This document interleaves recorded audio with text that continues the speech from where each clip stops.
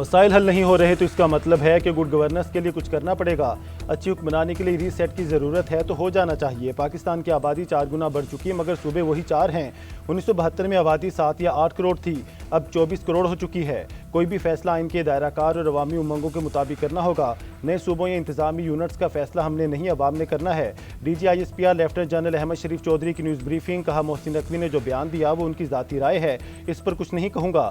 پاکستان کی سیکیورٹی کے لیے گڈ گورننس اہم ہے۔ اچھی حکمرانی کے بغیر معاملات حل نہیں ہو سکتے۔ تمام سیاسی جماعتیں بھی چاہتی ہیں کہ مسائل حل ہوں۔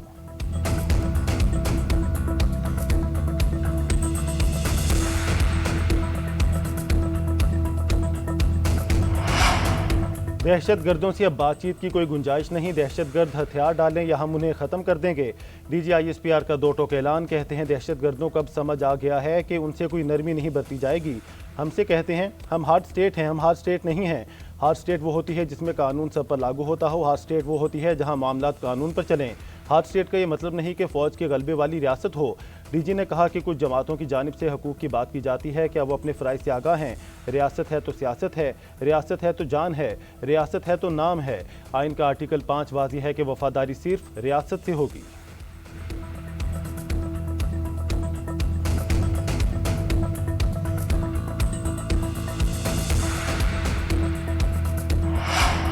جان بوجھ کر یہ بات پھیلائی جاتی ہے کہ بلوچستان میں حالات خراب ہو چکے ہیں۔ بلوچستان سے متعلق جان بوجھ کر منفی پروپیگنڈا کیا جا رہا ہے۔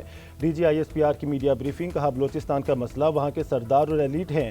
وہ کہتے ہیں غریب کا بچہ آگے نہ بڑھے۔ یہ لوگ بلوچستان کی ترقی کے خلاف ہیں۔ ان کو اپنے باپ دادا کے دور کا استحصال چاہیے۔ سردار لیویز کو ذاتی فورس سمجھتے ہیں، ان کو کاروبار کے نام پر سمگلنگ کی عادت ہے۔ سردار چاہتے ہیں کہ 1000 ارب کے بجٹ میں حصہ ملے ورنہ دہشت گردی کرائیں گے۔ کئی سردار دہشت گردی میں براہ راست ملوث ہیں۔ ہم ایلیٹ اور سرداروں سے نہیں، بلوچ عوام سے بات کریں گے۔ بلوچستان کے عوام ہی وہاں کے اصل سٹیک ہولڈرز ہیں۔ پاکستان کا سب سے لاڈلا بچہ کشمیر ہے۔ سب سے زیادہ حقوق کشمیر کو ملتے ہیں۔ کشمیر پاکستان کا اٹوٹ انگ ہے اور رہے گا۔ بھارت نے حقوق کی آڑ میں واردات ڈالی، ان کے اصل مقاصد اب واضح ہو چکے ہیں۔ پاک فوج نے 2019 میں بھارت کی طبیعت صاف کی، 2025 میں اگلی پچھلی کسر بھی نکال دی۔ ترجمان پاک فوج کی نیوز بریفنگ، کہا کشمیر کے معاملے پر ریاست نے ہمیشہ فراخ دلی کا مظاہرہ کیا۔ جو لوگ سیاسی تبدیلی چاہتے ہیں وہ انتخابات میں حصہ لیں، عوام کا اعتماد حاصل کریں اور اکثریت کے ذریعے قانون سازی کریں۔ کشمیریوں کے مطالبات کا تعلق آزاد کشمیر حکومت سے ہے، پاک فوج سے نہیں۔ اگر کوئی یہ موقف اختیار کرے کہ آئین اور قانون ایک طرف ہے اور طاقت کے زور پر فیصلے کیے جاتے ہیں تو یہ قابل قبول نہیں ہے۔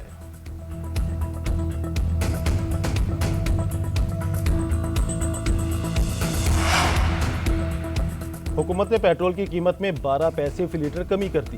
نئی قیمت 336 روپے 3 پیسے فی لیٹر مقرر۔ ڈیزل کی قیمت میں 66 پیسے فی لیٹر کمی کی گئی۔ نئی قیمت 392 روپے 38 پیسے فی لیٹر ہو گئی۔ نوٹیفیکیشن جاری۔ نئی قیمتیں 3 دن کے لیے ہیں۔ قیمتوں میں اگلا رد و بدل پیر کی رات 12 بجے کیا جائے گا۔ ادھر عالمی منڈی میں خام تیل کی قیمتوں میں کمی جاری۔ یو اے ای کے مربان کروڈ کی قیمت میں 8% گراوٹ، $86 سے گر کر $78 فی بیرل کی سطح پر آ گیا۔ امریکی WTI $84 فی بیرل کا ہو گیا۔ برطانوی برینٹ کروڈ آئل $90 میں ٹریڈ۔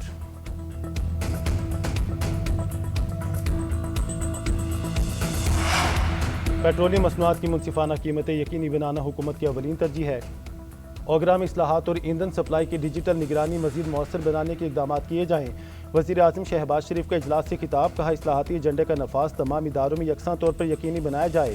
ملک میں ایندھن کی آمد و رفت کی کڑی نگرانی کا نظام وضع کیا جائے۔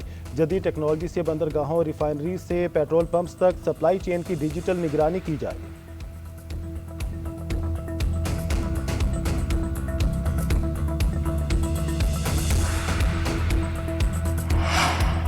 آزاد کشمیر کے عام انتخابات کا دوسرا مرحلہ، انتخابی مہم کا وقت ختم ہو گیا۔ پولنگ اتوار کو ہوگی۔